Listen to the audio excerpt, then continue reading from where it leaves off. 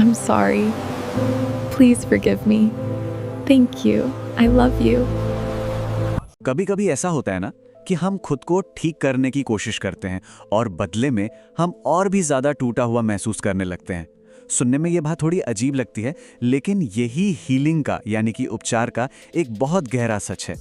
आज हम इसी विरोधाभास को समझने वाले हैं और जानेंगे कि क्यों कभी-कभी बेहतर होने से पहले थोड़ा बुरा महसूस करना भी जरूरी होता है। हो सकता है आपने बड़ी उम्मीद से मन में शांति की तलाश में हो ओ पोनो पोनो का अभ्यास शुरू किया हो, लेकिन प्रैक्टिस के बाद शांति की जगह सिर में एक भारीपन सा या दिल में अजीब सी उदासी ने ले ली हो, और ये चीज आपको अकेला और कंफ्यूज महसूस करा सकती है। लेकिन यकीन मानिए, इस सफर में आप बिल्कुल अकेले नहीं हैं। तो चलिए इस भारीपन की जड़ तक पहुंचते हैं और ये समझते हैं कि ये आपकी हीलिंग की यात्रा का एक कितना जरूरी और हाँ, एक पॉजिटिव हिस्सा है। जब आप बेहतरी के लिए कोई कदम उठाते हैं और बदले में आपको दर्द मिलता है, तो निराश होना मतलब बहुत स्वाभाविक है। पर प्लीज इसे एक बुरे संकेत की तरह मत देखिए।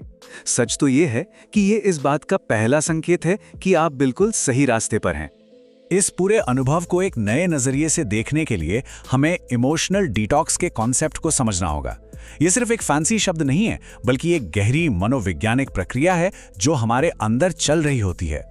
इसे ऐसे समझिए, जैसे हम अपनी बॉडी को साफ करने के लिए फिजिकल डिटॉक्स करते हैं, जिसमें शरीर से जहरीले पदार्थ बाहर निकलते हैं। ठीक उसी तरह इमोशनल डिटॉक्स में हमारे मन से, हमारी आत्मा से सालों पुरानी दबी हुई भावनाएं और दर्द बाहर आते हैं। और जैसा कि आप यहाँ देख सकते हैं, फिजिकल हो या इमोशनल, डिटॉक्स दोनों में ही शरीर की प्रतिक्रियाएं होती हैं। जब शरीर से गंदगी निकलती है, हमें थकान या बेचैनी होती है। ठीक वैसे ही सिर दर्द और उदासी इस बात का संकेत है कि आपका मन भी खुद को साफ कर रहा है और उन सभी भावनात्मक टॉक्सिन्स को बाहर निकाल रहा है। तो सवाल ये उठता है कि होओपोनोपोनो जैसी सरल सी प्रैक्टिस इस इतनी शक्तिशाली सफाई की प्रक्रिया को एक्टिवेट कैसे कर देती है। आइए इसके पीछे के मैकेनिज्म को समझते हैं। ये 4 वाक्यांश ये सिर्फ शब्द नहीं है, ये आपके अवचेतन मन यानी सबकॉन्शियस माइंड की चाबी हैं। वो मन जो आपके हर विचार, हर भावना और हर याद का भंडार है। जब आप इन्हें दोहराते हैं तो आप दरअसल उस भंडार घर की गहरी सफाई शुरू कर देते हैं। इन वाक्यों को दोहराने से वो दबी हुई यादें और वो दर्द सतह पर आ जाते हैं जिन्हें हम शायद सालों से अनदेखा कर रहे थे, और इसी से वो सारा इमोशनल प्रेशर रिलीज होता है। आपका सिर दर्द असल में उसी दबी हुई एनर्जी के निकलने का एक फिजिकल मैनिफेस्टेशन है। और उदासी का एक और गहरा कारण है हमारे अहंकार यानी ईगो का प्रतिरोध। देखिए, जब हम बदलते हैं, बेहतर बनते हैं, तो हमारा ईगो जो हमारी पुरानी दुखी पहचान से जुड़ा होता है, वो थोड़ा असुरक्षित महसूस करने लगता है। ये उदासी उसी अंदरूनी खींचतान का नतीजा है। अच्छा, इस चुनौतीपूर्ण लेकिन जरूरी प्रक्रिया के दौरान अपना ध्यान रखना सबसे ज्यादा जरूरी है। तो आइए कुछ ऐसे तरीकों पर नजर डालते हैं जो इस सफर में आपकी मदद कर सकते हैं। खूब पानी पीना, गहरी सांसें लेना और सबसे जरूरी खुद के प्रति दयालु होना, ये इस प्रक्रिया के सबसे महत्वपूर्ण हिस्से हैं। याद रखिए, हीलिंग कोई स्प्रिंट नहीं, एक मैराथन है। खुद को थोड़ा समय दीजिए। हीलिंग कभी भी एक सीधी सड़क नहीं होती।